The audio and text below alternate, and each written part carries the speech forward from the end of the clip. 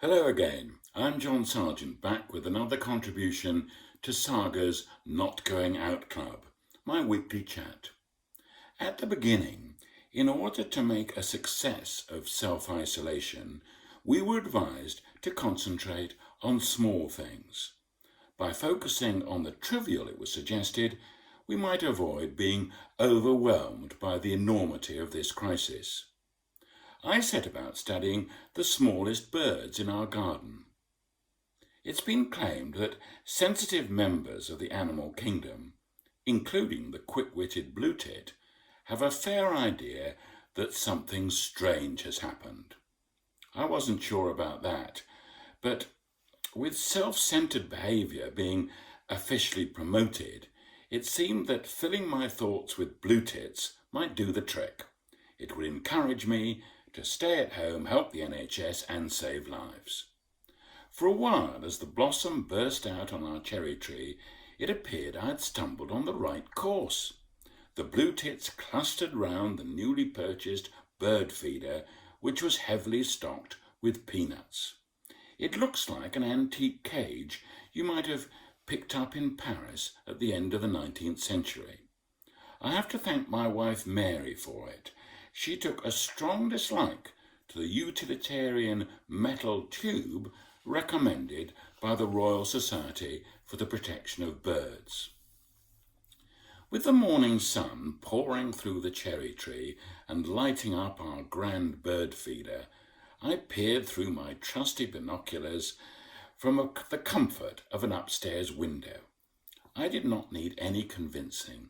This was self-isolation at its very best.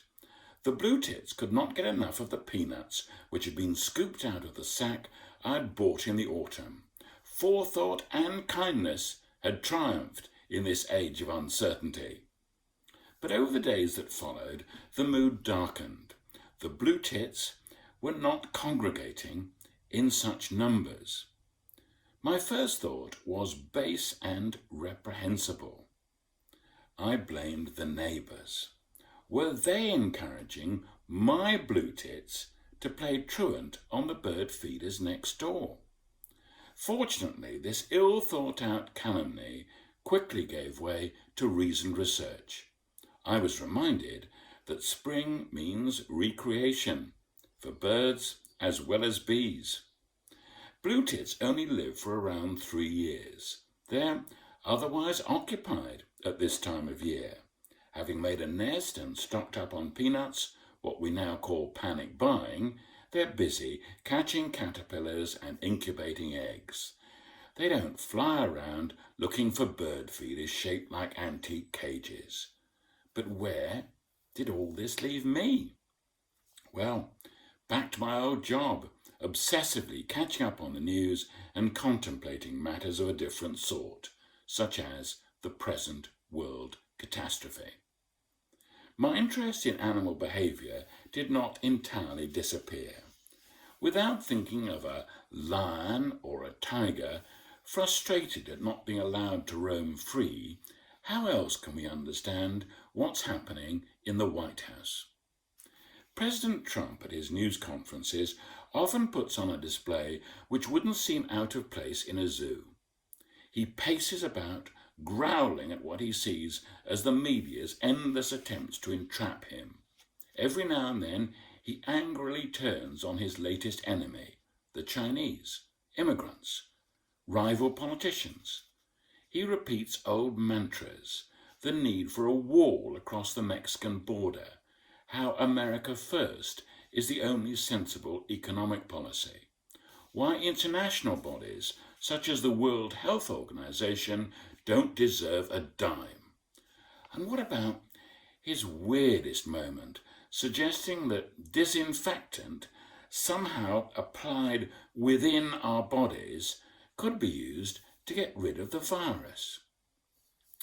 This might be amusing if it wasn't actually rather frightening. Where is the calm reasonableness we expect from a US president in times of trouble? How would a Roosevelt, an Eisenhower, or a Kennedy react? Donald Trump is a pitifully long way from demonstrating the resilience and strength we used to associate with the leader of the free world. I first went to America as a student in my gap year. I was in the vast crowd assembled in front of the Lincoln Memorial when Martin Luther King made his I Have a Dream speech in 1963. Ironically, before my career as a political correspondent had even started, in Washington that day I heard the most moving, the most impressive political speech of my life.